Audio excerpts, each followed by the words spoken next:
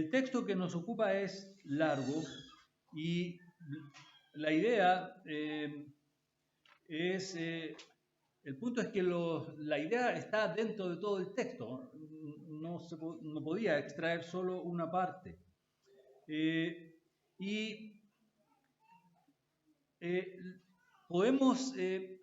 idea es acercarnos a este texto que está en el segundo libro de Samuel 11, que le pido y le invito a que vaya abriendo su Biblia allí, segundo libro de Samuel, capítulo 11, para que podamos leer y mirar con atención uno de los capítulos que son más serios de la Escritura y que produce emociones diversas. Tristeza, de pronto tristeza cuando viene leyendo todos los capítulos previos, irritación, asombro en términos de sorpresa, de perplejidad. Y es un pasaje, es un texto que nos obliga de una u otra manera a acercarnos a algo que no siempre nos agrada, que es acercarnos al corazón humano, con la profundidad del pecado en el corazón. En el corazón hay pecado, hay enraizado allí en el corazón. Y ahí nos vamos a acercar hoy.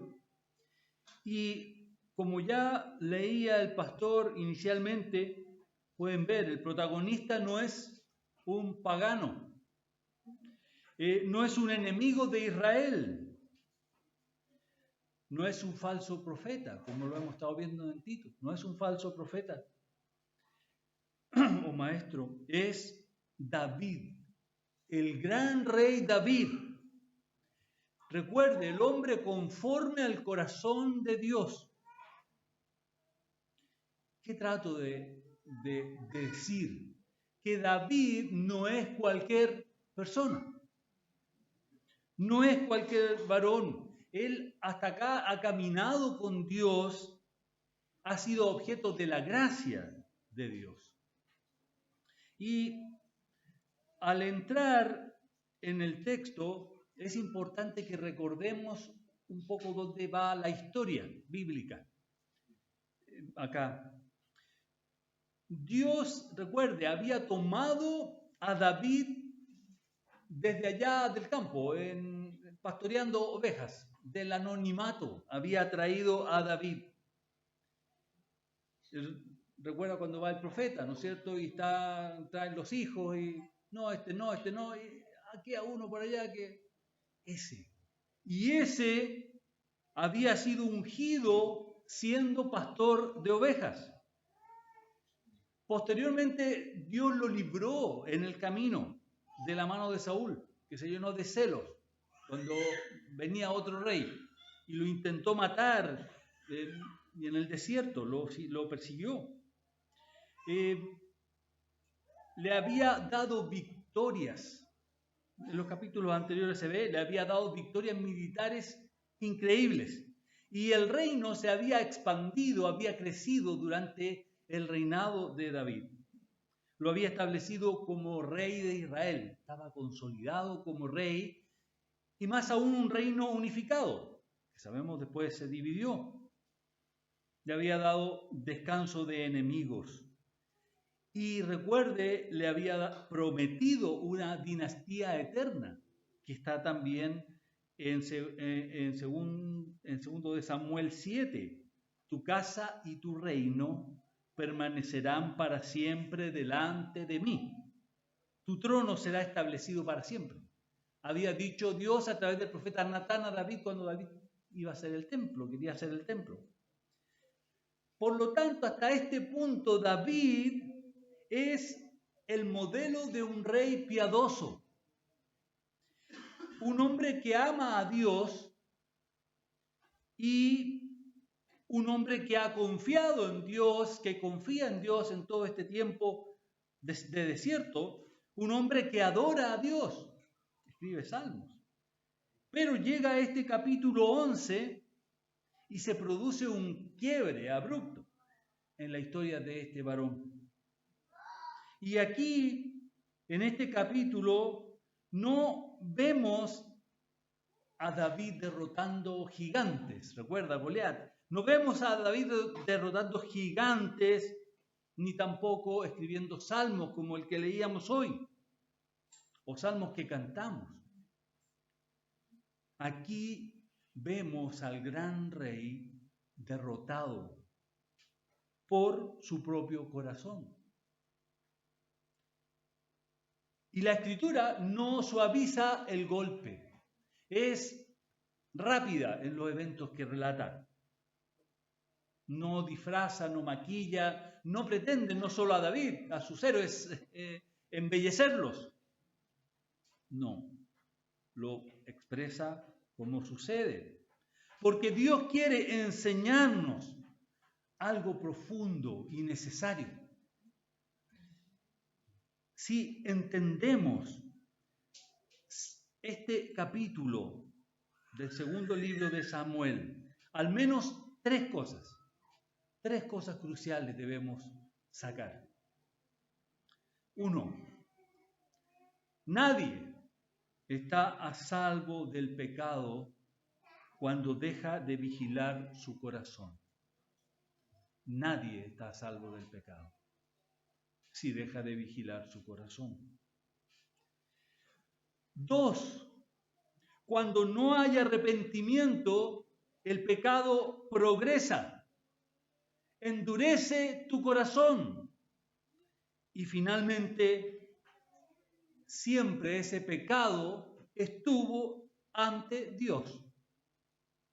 Todo ese tiempo, ¿quién lo ve? Y finalmente, tercer punto, incluso el mejor de los reyes humanos, como David, el mejor de los reyes humanos, necesita un rey perfecto. Necesita salvación. Necesita un rey mejor. Entonces, ¿puede un creyente verdadero caer gravemente en pecado? La respuesta bíblica es clara. Y por más que pueda ser, como decía, de emociones difíciles, dolorosas, pero es necesaria para la salud de la iglesia, de nosotros, su pueblo. Sí, puede un creyente caer profundamente en pecado. David cayó. Y note que el fracaso de David está inserto por el Señor en el plan redentor. De hecho, Salomón, el hijo de David con Betsabé, aparece en la genealogía en Mateo. Es parte de la genealogía de donde viene Jesús. Salomón, de allá.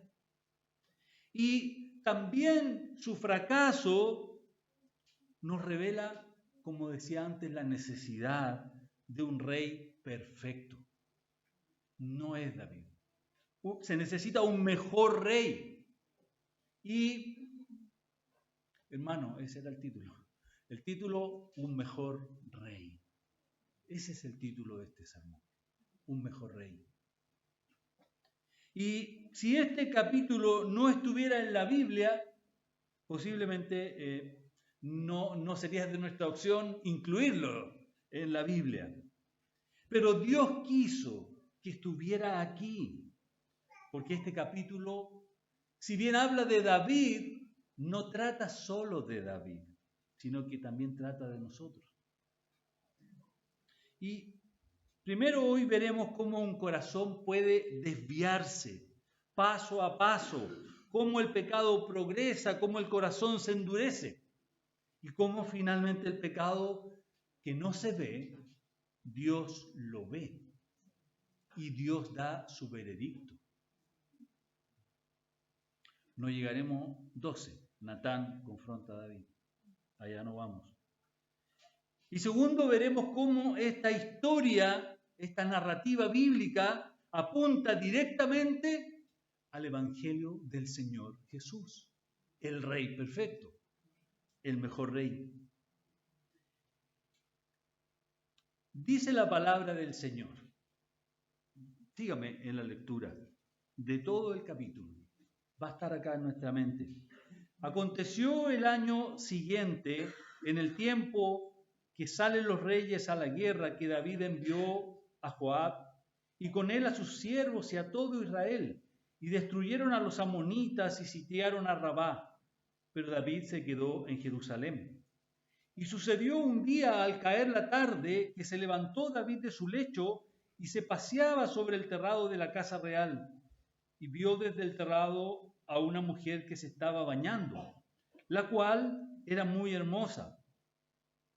Envió David a preguntar por aquella mujer y le dijeron: aquella es Betsabé, hija de Eliam, mujer de Urías Eteo. Y envió David mensajeros y la tomó y vino a él, y él durmió con ella. Luego ella se purificó de su inmundicia y se volvió a su casa. Y concibió la mujer y envió a hacerlo saber a David diciendo: estoy encinta. Entonces David envió a decir a Joab: envíame a Urías Eteo. Y Joab envió a Urías a David. Cuando Urías vino a él, David le preguntó por la salud de Joab y por la salud del pueblo y por el estado de la guerra. Después dijo David a Urías: desciende a tu casa y lava tus pies. Y saliendo Urías de la casa del rey, le fue enviado presente de la mesa real. Mas Urías durmió a la puerta de la casa del rey con todos los siervos de su señor, y no descendió a su casa.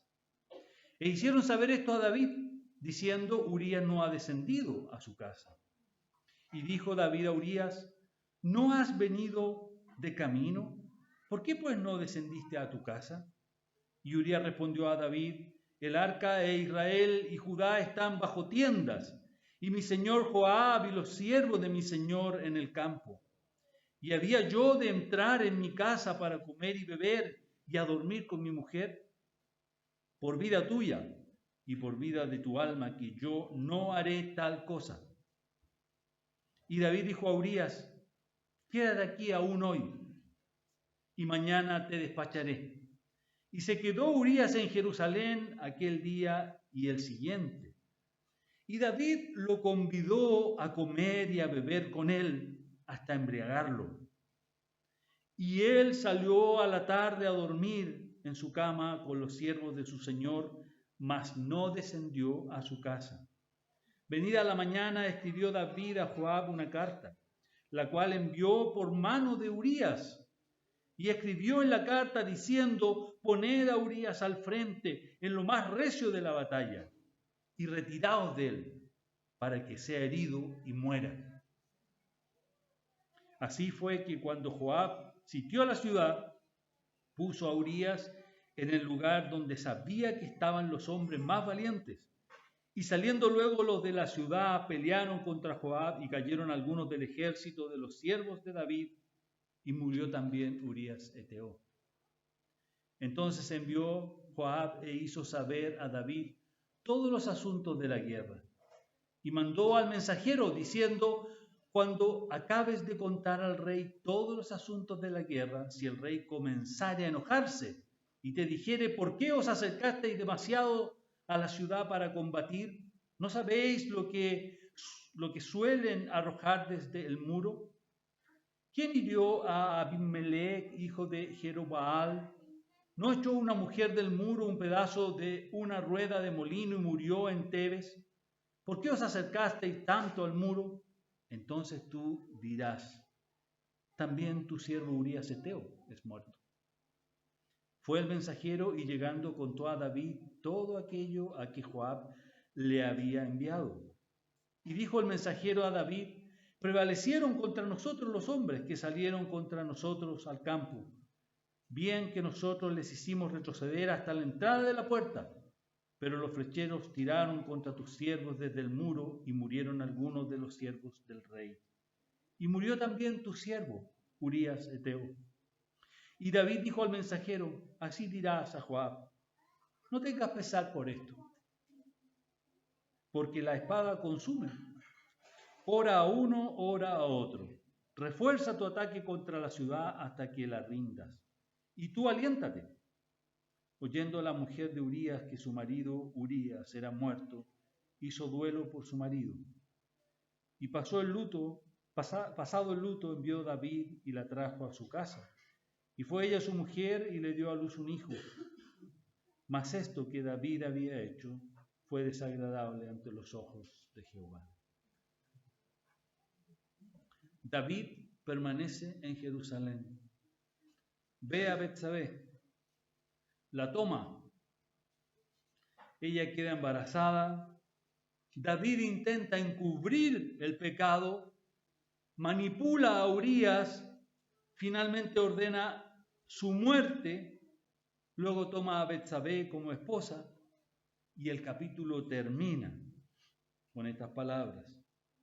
Pero lo que David había hecho fue desagradable ante los ojos del Señor. Y ese último versículo, o parte del último versículo, es el clímax del texto. Va todo caminando hasta allá. Toda la historia apunta hacia ese veredicto que da Dios. Y hay cuatro partes en esta progresión que se pueden ver. Uno, el ocio que abre la puerta al pecado. El ocio. El intento de encubrir el pecado por parte de David. El pecado que crece hasta el asesinato. Y el veredicto silencioso de Dios hasta este capítulo. Que el Espíritu Santo examine nuestro corazón. El peligro del descuido espiritual. En la primavera David se quedó en Jerusalén. Lo que ocurría es que los reyes iban a la guerra, pero David se quedó en casa. Es decir, no está donde debía estar. Eso pasó con David. No está donde él debía estar. Él no está haciendo lo que fue llamado a hacer por Dios. Y esto que puede parecer tal vez un detalle menor, nada grave, nada escandaloso, pero es el comienzo de todo, el primer paso que va a ir a dar a todo este desastre. El pecado, como estábamos leyendo, no comenzó con Betsabé, no fue allí. Comenzó con la negligencia, con la flojera, con el abandono del llamado, con no hacer lo que Dios le había pedido que él hiciera. Dios lo había ungido como rey y el rey debía estar en la batalla. David abandonó su llamado. Y la Biblia dice, el que piensa estar firme, mire que no caiga. El mayor peligro espiritual no pasa. No es muchas veces cuando estamos sufriendo, en crisis, perseguidos, nos molestan, no. David, de hecho, venía de un tiempo de victoria tras victoria, estaba en el auge ahí del apogeo de su historia. El mayor peligro ocurre ahí, en la comodidad. Cuando hay descuido, cuando nos ponemos negligentes en nuestra vida espiritual, cuando no estamos haciendo lo que Dios nos pide hacer.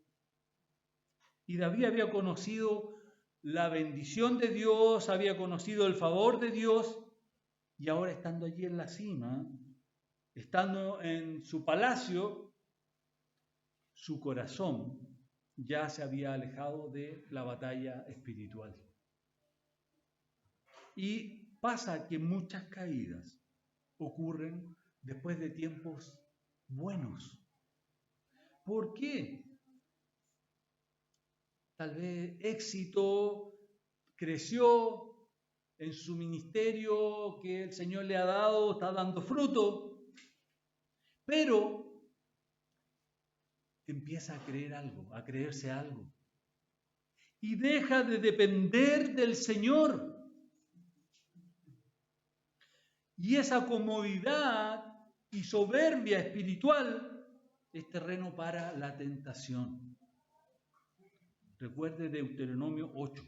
Dios advirtió a Israel: no sea que cuando hayas comido y te hayas saciado, tu corazón se enorgullezca y te olvides del Señor.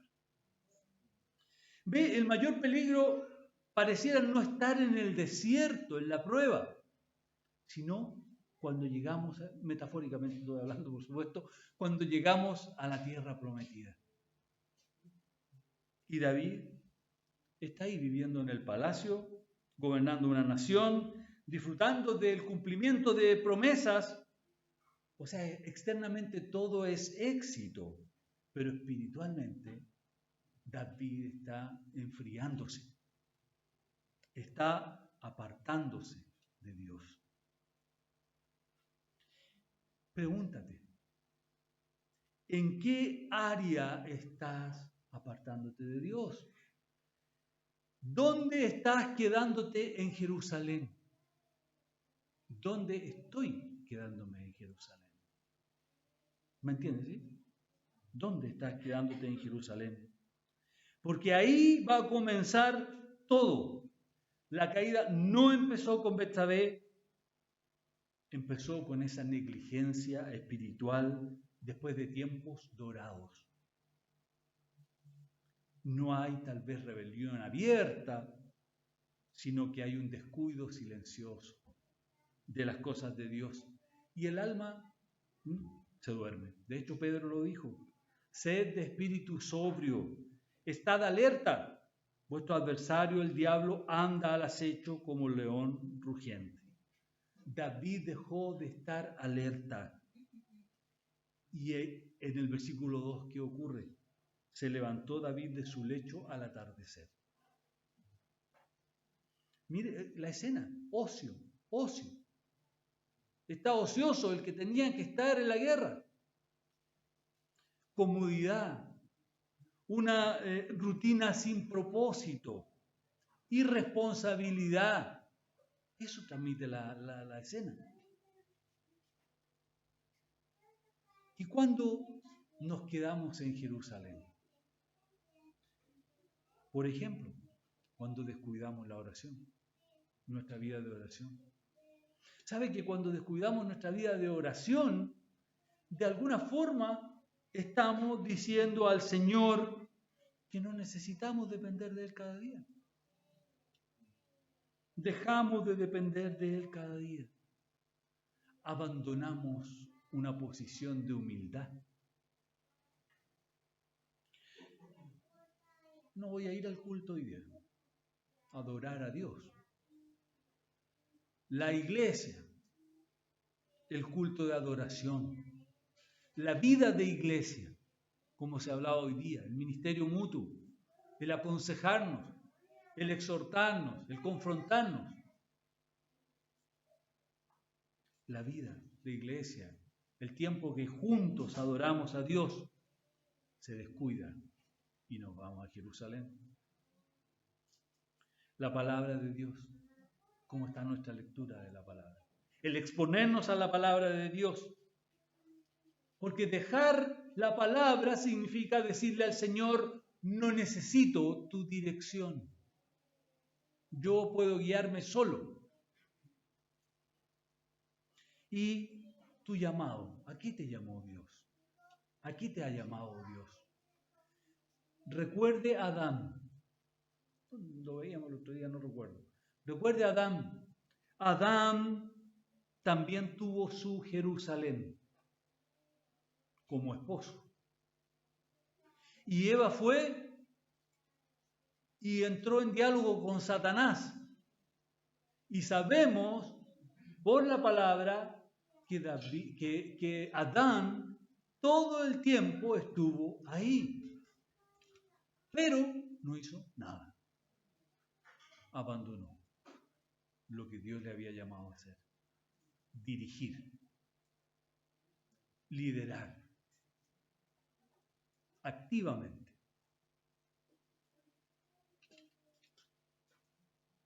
¿Estás liderando tu hogar, tu familia? Como esposa, ¿estás siendo ayuda idónea de tu esposo? ¿Están caminando juntos para honrar a Dios?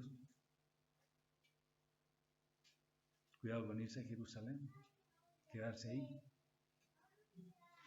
Porque ahí nuestro corazón queda sin vigilancia. El Señor Jesús lo dijo: velad y orad para que no entréis en tentación. La caída comienza entonces cuando dejamos de estar atentos, de velar, y entramos en la negligencia. ¿Y cómo progresa el pecado? David ve a Betsabé. Y el pasaje muestra, ¿ha escuchado en medicina esto de la anatomía? Anatomía, como la forma de un hueso, y dice, tiene tal largo, es la forma de tal manera. Nos muestra cómo el pecado va paso a paso, la anatomía del pecado. David ve a Betsabé. Pregunta, envía, involucra a otro en todo esto. David toma, esa palabra es fuerte, toma. David se acuesta. Estos son verbos, vio, envió, tomó, se acostó, que transmiten la idea de que David activamente está participando en esto. Y además, cómo el pecado tiene una progresión.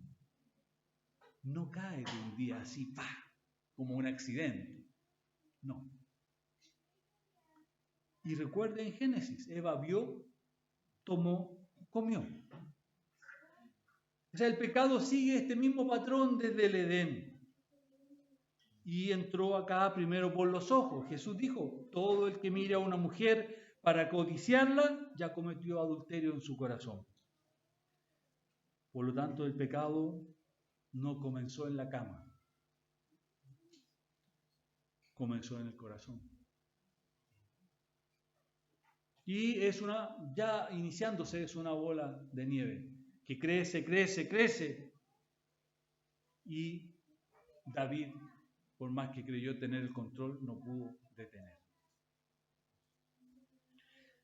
Y sí, David podría haber parado, podría haberse detenido en el primer paso, pero no lo hizo, progresó. De hecho, Santiago dice, cuando uno es tentado, cada uno es tentado cuando es llevado y seducido por su propia pasión. ¿Ve? Da la idea de algo que progresa. David no tropieza accidentalmente. Él alimentó el deseo y no huyó de la tentación. Recuerden lo que leíamos, David sabe quién es Betsabé. Preguntó por ella. Él sabía que era la esposa de Urías. Por lo tanto, es pecado consciente. David no es ninguna víctima, él es responsable. Y el pecado creció. ¿Y cuándo crece? Cuando justificamos nuestros pensamientos. Solo estoy pensando. No es tan grave lo que estoy haciendo. Está minimizando. No es tan grave. Cuando toleramos y nos damos pequeñas concesiones. Solo estoy mirando. Fue una mirada sin querer. Pero la segunda no, dice Nicodemo. Nicodemo, el pastor brasileño. La segunda ya no. Nadie lo va a saber. Y pensamos torpemente que tenemos el control. No, si lo puedo manejar. Váyase a las adicciones nomás. Alcohol. Hablemos de entiéndame la palabra, fuerte, estamos hablando ya, no sé, cocaína, pasta base, algunas adicciones, alcohol, tabaco, como más suave. No, mañana dejo. Si esto no lo puedo controlar.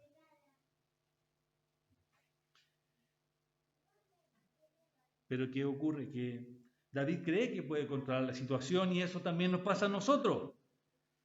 Una pequeña decisión, puedo manejarlo. Pero la mala noticia es que el pecado nunca se controla.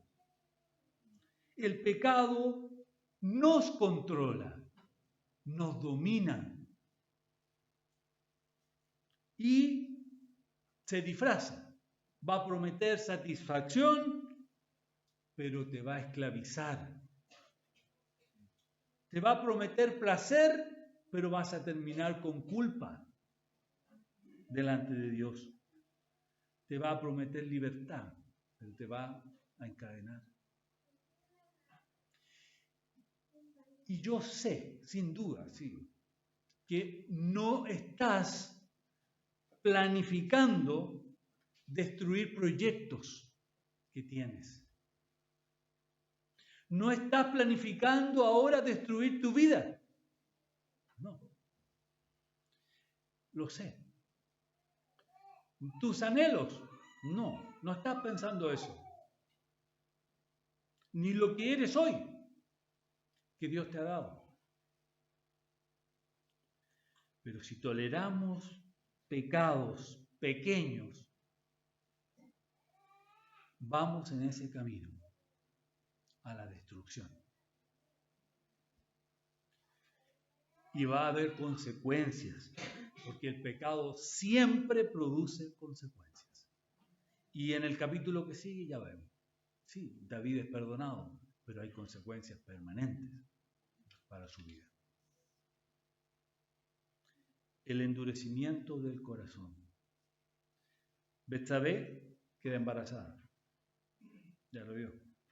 Y ahora el pecado, déjeme tomarlo como algo vivo, el pecado exige protección. ¿Cuál es la idea, hermanos? Que el pecado siempre quiere sobrevivir. No quiere que lo maten. No quiere ser mortificado como oraba el hermano. Quiere sobrevivir. ¿Y qué hace David? Comienza a encubrir su pecado. Y llama a Urías, ¿para qué? Para encubrir su pecado. Pero pasa algo que impacta y que hace un contraste.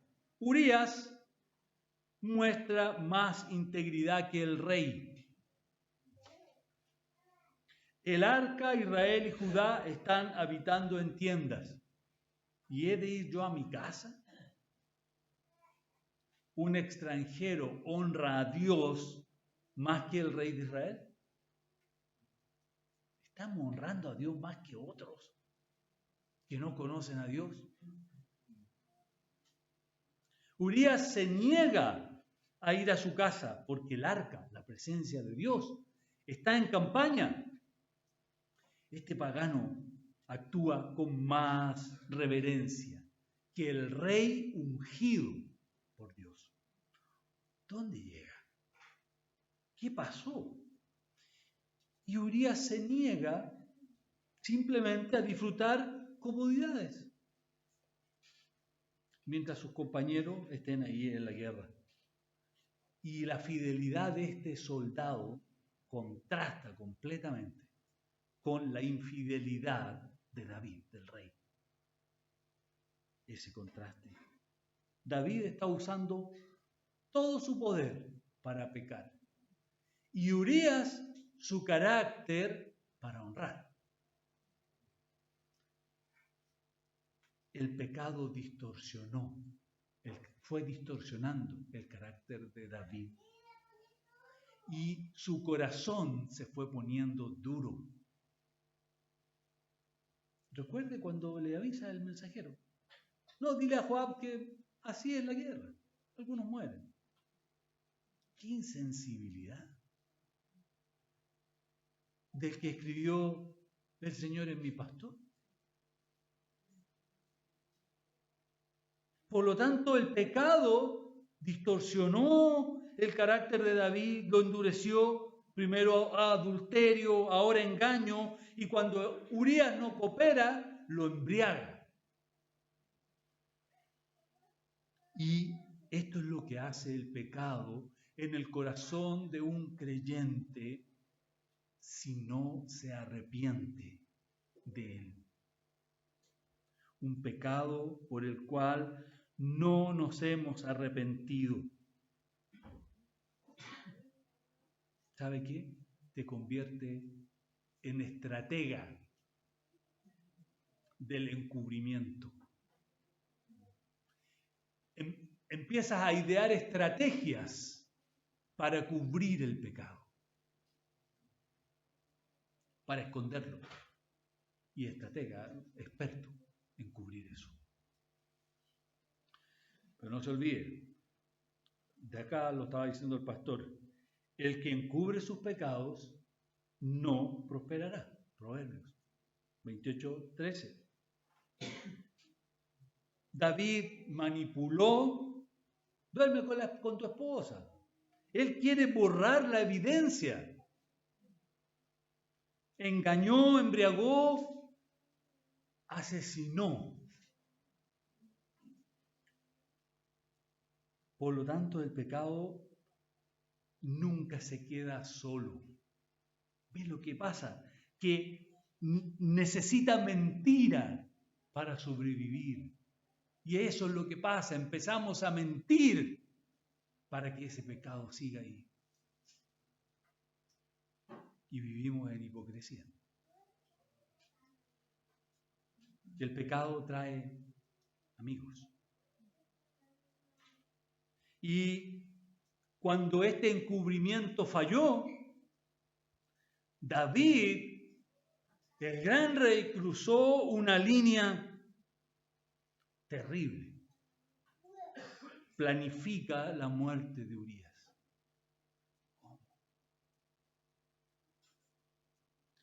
El hombre conforme al corazón de Dios ahora organiza un asesinato.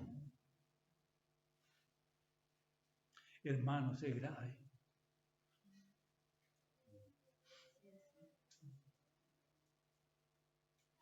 Y David escribe una carta y la envía con Urías, las propias manos de Urías.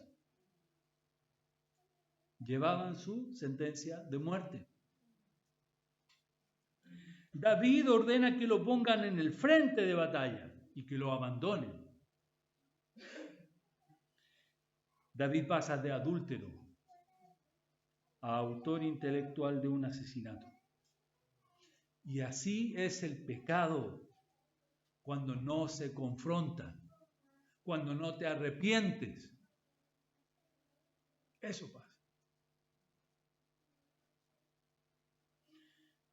Un pecado sin arrepentirse de él va a exigir otros pecados para cubrirlo, para taparlo.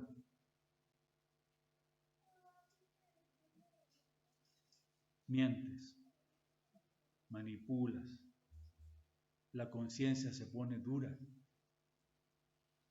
Y el pecado después, ¿sabes qué va a pasar? Te cobra. Te cobra. Cobra consecuencias y trae muerte. La paga del pecado es muerte. Siempre, siempre va a ser así, porque la Escritura lo dice así. Y es uno de los momentos más oscuros de la historia bíblica. El pecado endureció el corazón y se empieza a volver insensible. Al principio, pecas y tu conciencia grita. Esa campanita del Señor grita, movida por el Espíritu Santo. Pero sigue pecando en donde mismo. ¿Y sabes lo que va a pasar? Va a hablar suave.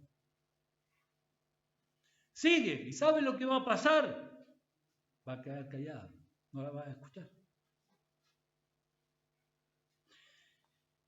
El mayor peligro de ese pecado oculto es que te endurece y te deja insensible.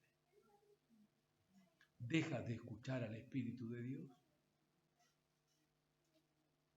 Y eso que antes parecía imposible, nunca yo haría eso. Parece una necesidad. David nunca hubiese hecho eso, pero le pareció necesario. Había que matar a Urías. Y ahí está el engaño final. David piensa que resolvió todo. ¿Ve? El mensajero regresa, llega la noticia, el plan fue exitoso, mataron a Urías. Humanamente está todo bajo control. Humanamente. Pero viene el último versículo que destruye esa ilusión. Y que va a destruir tu ilusión si estás en esto. Esto digo pecados no arrepentidos, ocultos. El Dios que todo lo ve. Externamente todo parece resuelto. Betsabé es ahora esposa del rey. La guagüita va a nacer ahí con toda legitimidad. La reputación está intacta. El escándalo quedó cubierto y nadie acusa, nadie apunta, nadie habla, nadie confronta a David hasta acá. Pero la historia no termina ahí, porque el texto dice, pero lo que David había hecho fue desagradable ante los ojos del Señor. Ve, el capítulo cambia de perspectiva. Nos lleva desde la mirada humana a la mirada divina. Los ojos del Señor están en todo lugar. Proverbios. Podemos engañar familia, esposa, esposo, hijos. Iglesia, hermanos, se pueden engañar. Amigos, pero no a Dios. A Dios no lo engañas. Y el problema del pecado no es solo que destruye vidas, es que ofende a Dios. Ahí está el problema, grave. Es que ofende la santidad de Dios. Por lo tanto, el problema lo tienes con Dios.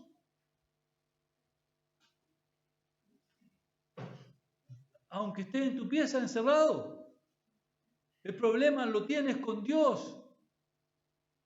Y David lo dijo. Escribió el Salmo 51, ¿cierto? Su arrepentimiento. Un hombre conforme al corazón de Dios se arrepiente. Contra ti solo he pecado. Él sabía.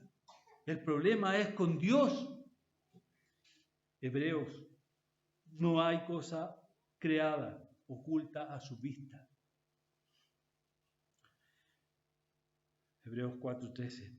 Dios ve lo que nadie ve. Dios ve lo que haces. Vio lo que hiciste. ¿Sabe lo peor? Estaba ahí. Estaba ahí mientras lo estabas haciendo.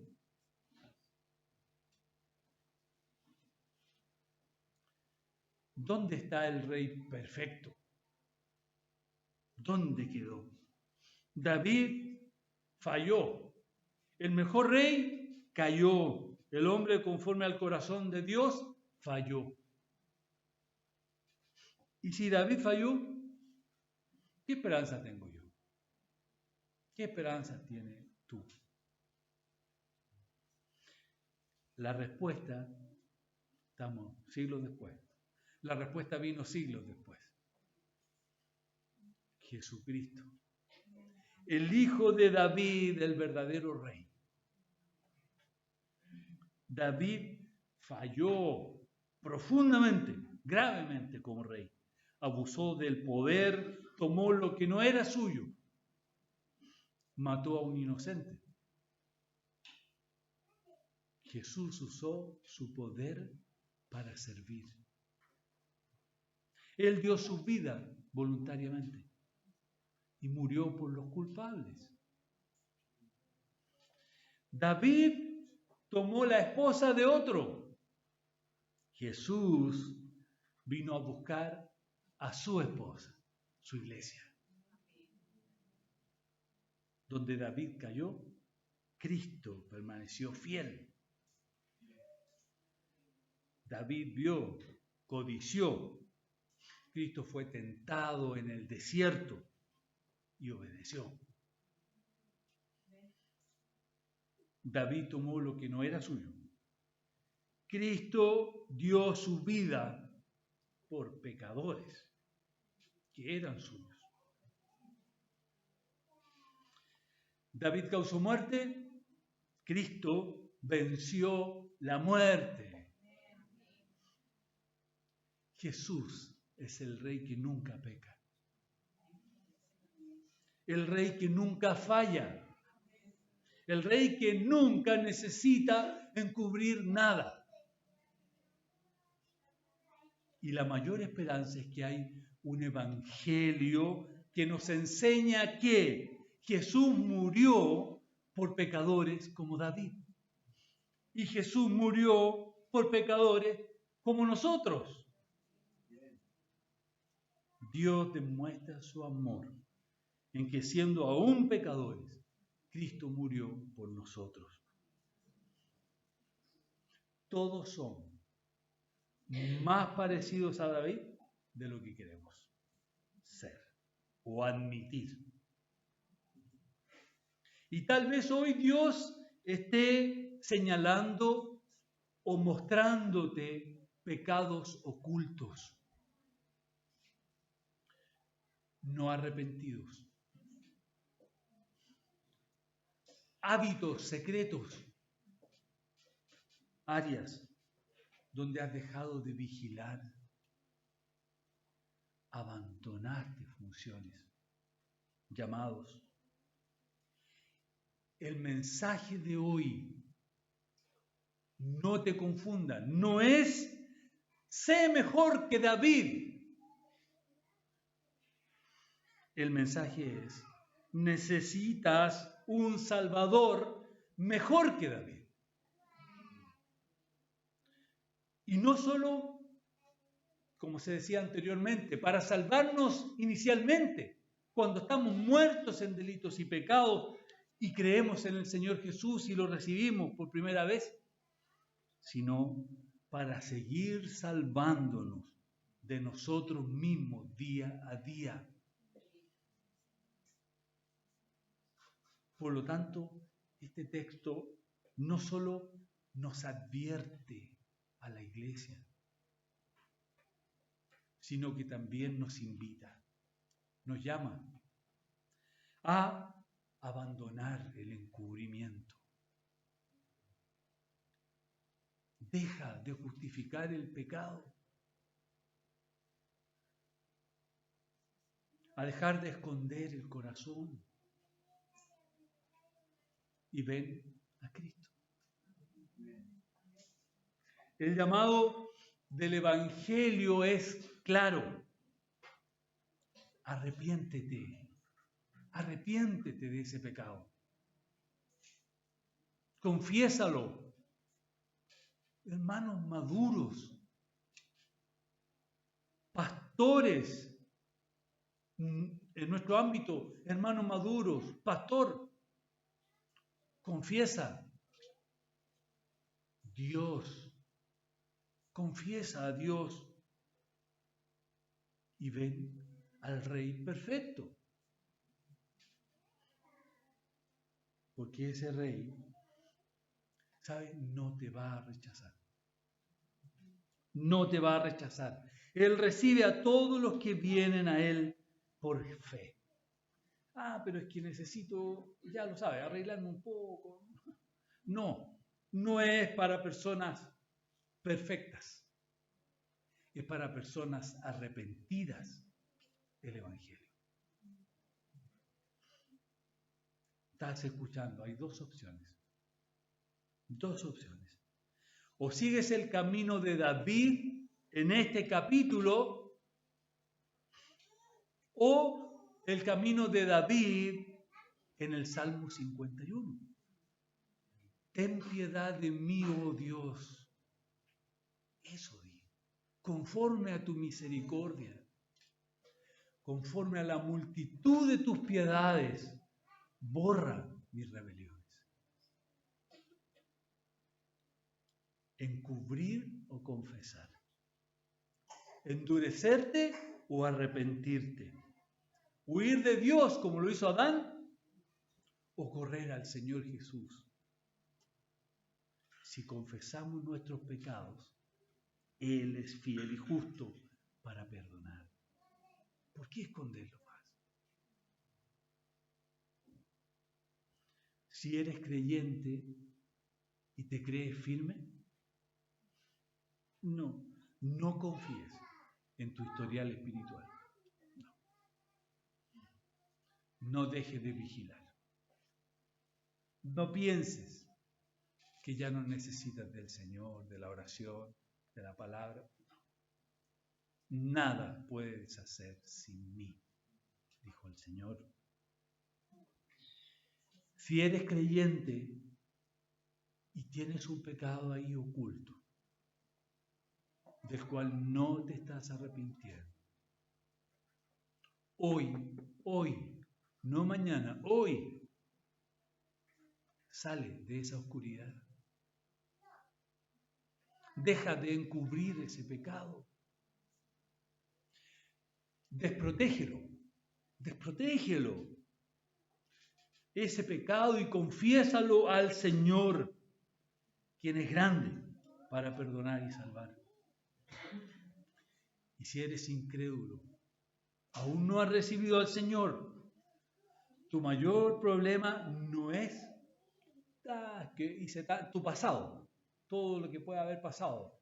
No, es tu pecado ante un Dios santo. Ese es tu problema, ¿entiendes? Es tu pecado ante un Dios santo. Y este texto nos lleva a preguntarnos, ¿quién puede salvar a pecadores como David o como tú si estás en esa situación? Y la respuesta es Jesucristo. Jesucristo, el Rey perfecto, el Hijo de David, el Salvador de pecadores como yo, como tú. Corre a Él hoy. Arrepiéntete hoy, no mañana. Puede ser tarde, tal vez estés vivo, pero vas a destruir tu vida. Un día más. Cree hoy. El Señor guarde nuestros corazones. Nos muestre nuestro pecado, decía el hermano, muestra nuestros pecados escondidos, que de repente no vemos. El Señor nos lleve al arrepentimiento. Llévanos, Señor, a Cristo. Oremos.